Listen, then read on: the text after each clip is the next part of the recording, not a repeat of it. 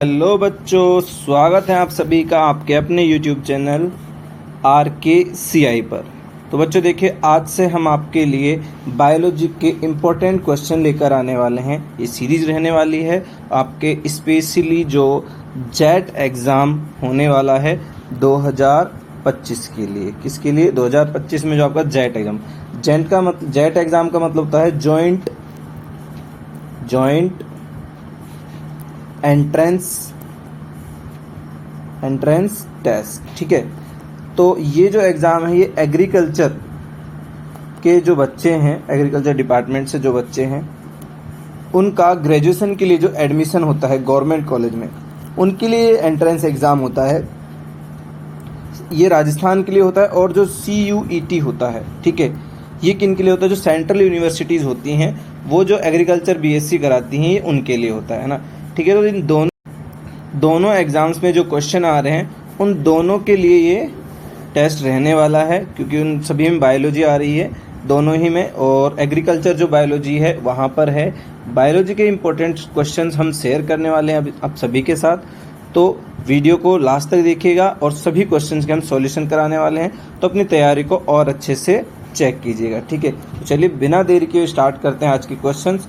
यहाँ पर जो क्वेश्चनों की संख्या है वो 20 रहने वाली है। ठीक है, 20 क्वेश्चन हम पर डे लेकर आएंगे आपके लिए, ताकि आप अपनी तैयारी को और अच्छे से कर सको। ठीक है, तो चलिए स्टार्ट करते हैं। देखिए, पहला क्वेश्चन आप सभी के लिए है, शलजम का खाने योग्य भाग जो हिस्सा है वो कौन सा होता है? ठीक है, शलजम जो होता है उसका खाने योग्य जो हिस्सा है वो कौन सा होता है? वो क्या रूपांतरित जकड़ा जड़ होती है, रूपांतरित मूसला जड़ होती है, तने का रूपांतरित आधार होता है, या भूमिगत तना होता है ना।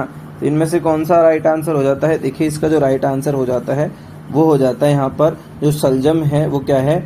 रूपांतरित मूसला मूल है। क्या है? रूपांतरित मूसला मूल या रूपांतरित मूसला जड़ है। ठीक है, दो तरह की जड़ें होती हैं, एक मूसला जड़ होती है और एक जकड़ा जड़ होती है। जकड़ा जड़ जो है वो हमको सामान्यतः एक बीजपत्री में देखने को मिलती है। ठीक है, फिर देखते हैं मूसला मूल किस में पाई जाती है। देखिए, तो मूसला मूल जो है वो हमको द्विबीजपत्री में देखने को मिलती है। किस में देखने को मिलती है? द्विबीजपत्री। जबकि जो एक बीजपत्री होती है इसमें हमको जकड़ा मूल देखने को मिलती है। कैसी मूल देखने को मिलती है? जकड़ा मूल देखने को। ठीक है, फिर देखिए मूल गोप कहाँ पाया जाता है? देखिए, मूल गोप जो है ये मूल के शीर्ष भाग में पाया जाता है। यहाँ पर हम जो मूल है उसके 3 भाग देखते हैं। यहाँ पर इस तरह से ये 3 भाग होते हैं। एक में जहाँ पर हमको रोम देखने को मिलते हैं, और यहाँ पर एक पॉकेट, रूट पॉकेट, इसको रूट कैप जो है इसको हम कहते हैं, इसको क्या कहते हैं? Root cap.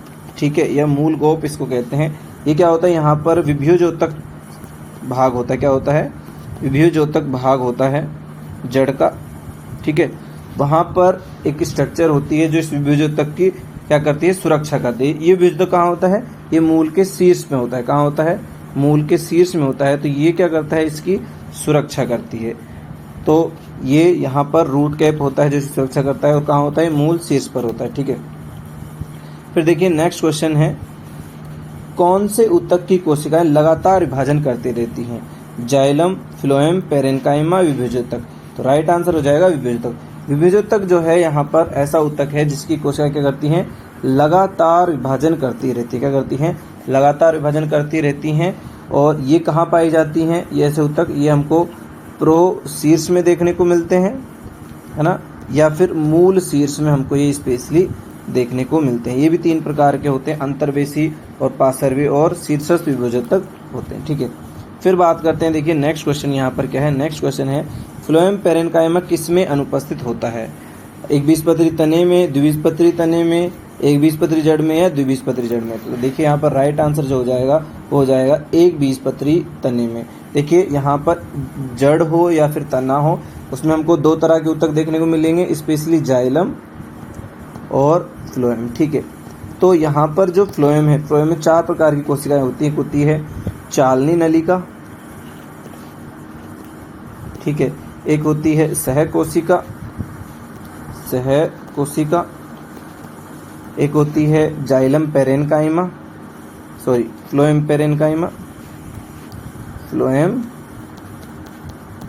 पेरेन्काइमा। ठीक है, और यहाँ पर एक होती है यहाँ पर फ्लोएम तंतु।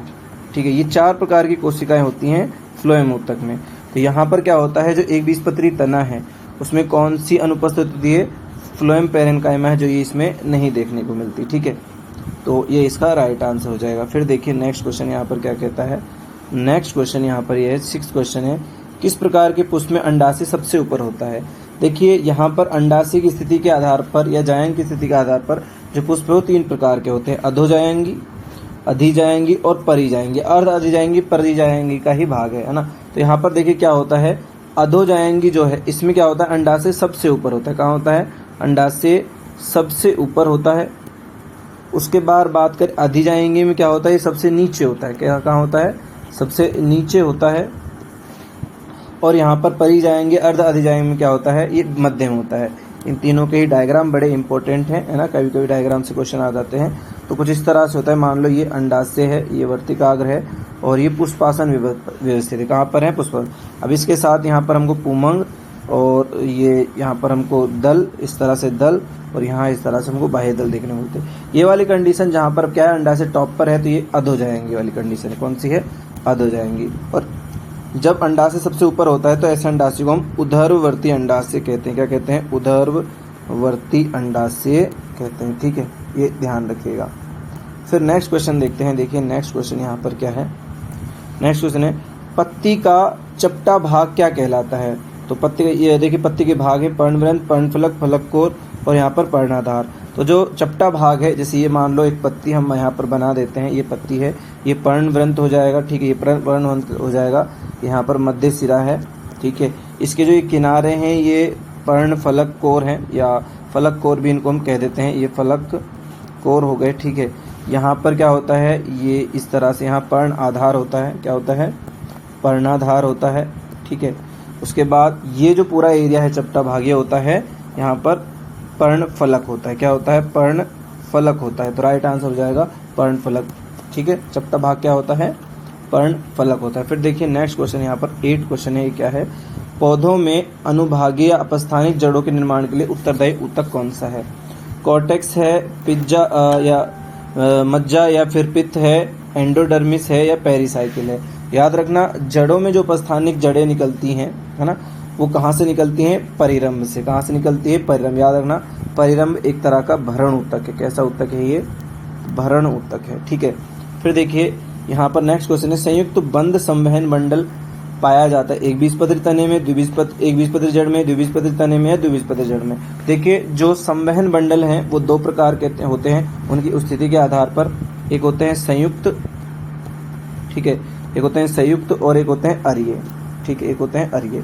अगर जाइलम और फ्लोएम दोनों एक ही त्रिज्या पर उपस्थित हैं, जैसे इस तरह की मान लो कंडीशन है, तो यहाँ पर ये इस तरह की कंडीशन है।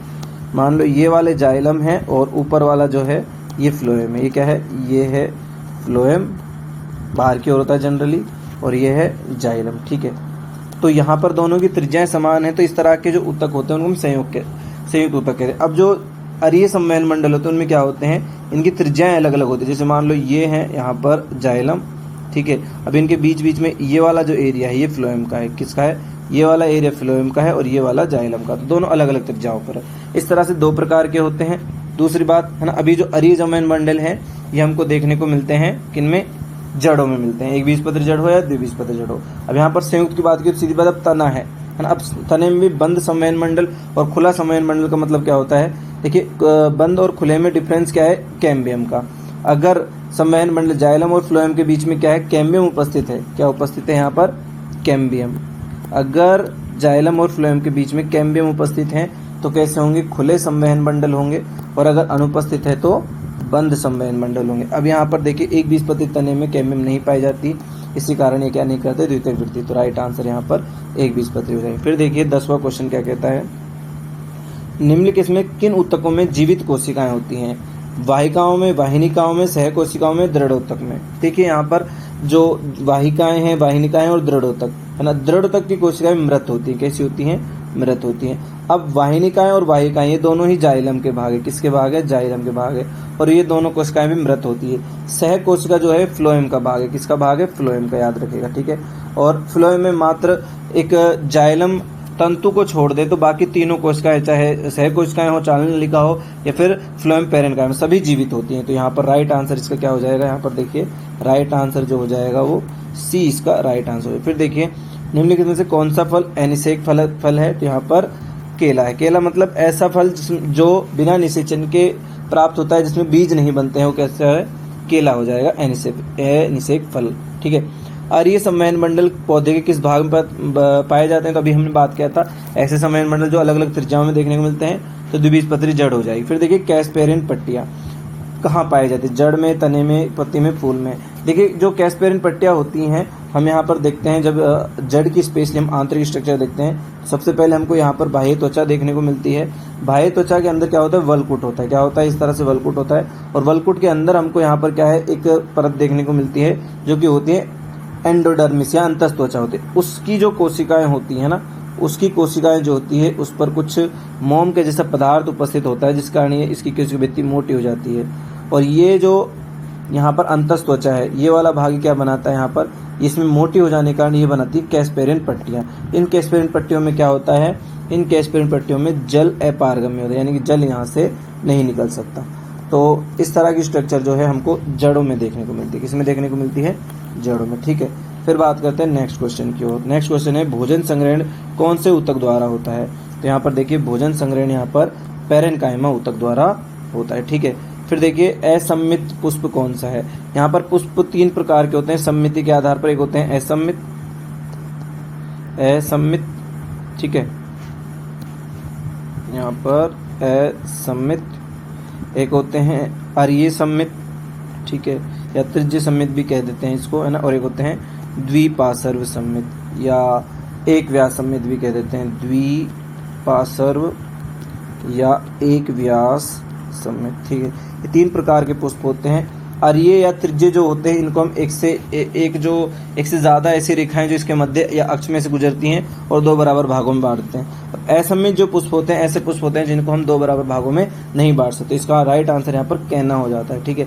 फिर देखिए यहाँ पर ये सम्मुख पर्ण विन्यास किसमें पाया है, सम्मुख पर्ण विन्यास का मतलब होता है जो अक्ष है इसके दोनों ओर पत्तियां बिल्कुल आमने सामने व्यवस्थित है। इस तरह की किसमें देखने को मिलती है, अमरूद में देखने को मिलती है। फिर देखिए जब दल व बाह्यदल आपस में जुड़ जाते हैं तो कौन सी संरचना बनती है, याद रखना पुष्प में जो दल और बाह्यदल 2 संरचनाएं होती हैं, लेकिन कुछ पुष्प रहते हैं जिसमें दल और बाह्यदल दोनों जुड़ जाते हैं, है ना, और दोनों जुड़कर क्या बनाते हैं, परिदल बनाते हैं। क्या बनाते हैं, परिदल। फिर देखिए पत्तियों में पाया जाने वाला वह ऊतक जो प्रकाश संश्लेषण करता है, देखिए पत्तियों में कौन सा ऊतक पाया जाता है, मीजोफल, जिसको हम क्या कहते हैं, पर्ण मध्योतक भी कहते हैं। क्या कहते हैं, पर्ण मध्योतक भी कहते हैं। ये क्या करता है, यहाँ पर प्रकाश संश्लेषण करता है।